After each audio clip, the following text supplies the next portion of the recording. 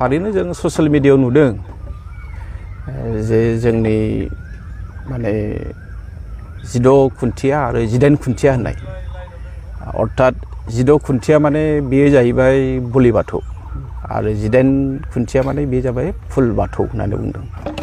दा बेवहाय सिमनसाफुरि जिल्लानि माने धेमाजि जिल्लानि सिङाव थानाय सिमनसाफुरिनि मोनसे गामियाव माने बोलि बाथौनि मोनसे न'खरखौ लानानै माखासे समाजनि माने मानसिफ्रा बिथांमोनखौ बयकट खालामदों मादों होननाय बाथ्रा ओंखारदों। दा बेखौ माने समाजारि बिजोङाव नुबाय थादों, खोब भाइरेल जादों। दा बाथ्रा जाहैदों मा जों बर' थुनलाइ आफाद हिसाबै जोङो माने धोरोमारि जि खामानि बा सिन्था सरसा बेवहाय जों हाबनो हाया। अब्लाबो माखासे जिनेखि जोंहा ससियेल मिडियायाव जों नुनो मोनबाय जे बर' थुनलाइ आफादा मा खालामनानै थादों, बर'नि माहारि आफादफ्रा मा खालामदों, मानो हाबसनाखै, बे रोखोमनि खोथाफ्रा ओंखारदों। दा बेखायनो आं दिनै नैबे समाव नोंथांनि नैबे चेनेलनि गेजेरजों, नोंथांमोननि चेनेलनि गेजेरजों बेखौ बुंनो लुबैदों।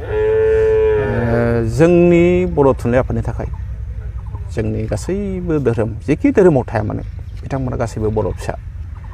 गासैबो धोरोमखौ मान होनाया बर' थुनलाइ आफादनि मोनसे धोरोम। आरो बर' थुनलाइ आफादनि दैदेनगिरि हिसाबै बा जों आंल' नङा, जोंनि आगोलनि इयुनाव जाय फैगोन बिथांमोना खुनु दिन धोरोमखौ लानानै जोंहा मालाबा बेले बेजे बिदि साननाय फैया। नाथाय बाथ्राया जादों मा जे सोरबा बोलि बाथौखौ गामिनिफ्राय बयकट खालामनाय, सोरबा बोलि बाथौआ फुजा होनो थांनायाव हेंथा होनाय, बेफोर थासारिया फैनो नाङामोन।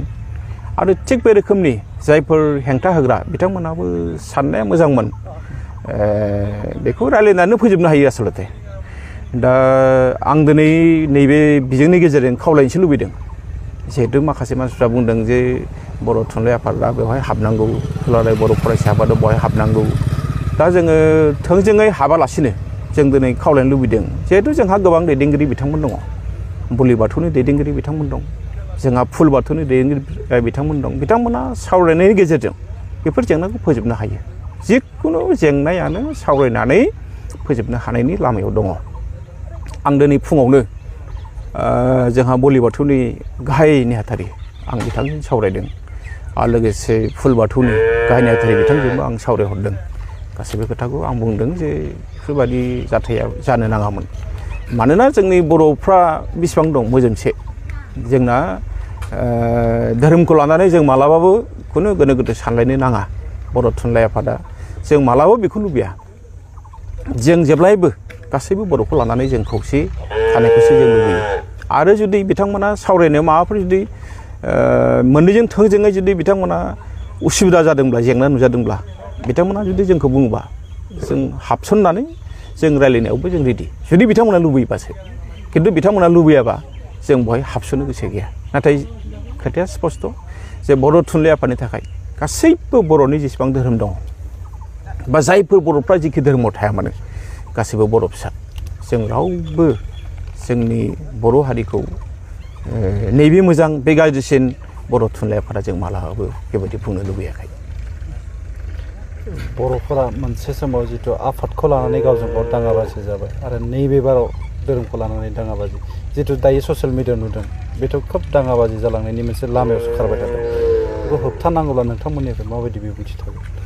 आं एसे आगोलाव बुंदों जे आं गिबियावनो खावलायगोन, आं दहाय जोंनि बर' थुनलाइ आफादनि मानिजाथाव आफादगिरि डक्टर सुरन नार्जारि सार बिथांजोंबो सावरायदों। जोङो दिनै नैबे ससियेल मिडियानि गेजेरजों जों खावलायबाय जे बिथांमोना गिबियावनो आफादजों आफाद, धोरोमारि आफादनि गेजेराव सावरायनानै लाथों। आरो जुदि बिथांमोना जुदि सावरायनायाव जेंना नुजादोंब्ला, बिथांमोना लुबैबा जोङो हाबसननानै बिथांमोननि जेंनाखौ जों फोजोबनो नाजागोन। आरो मोनसे खोथा नैबेबो सैथो जे जाय जेखि धोरोमखौ फालिया मानो जों रावखौबो हेंथा होलायनाङा। उदांस्रि दंखायो, भारतनि संबिजिरानो जिहेतु उदांस्रि दंखायो। धोरोमा जाय जेखि धोरोमखौ लाया मानो बिथांमोना गावनि धोरोमखौ गोसोबायदि फालिनो हायो। बे बिथिङाव जों सोरनिबा धोरोम फालिनायाव हेंथा होनाया गोरोन्थि।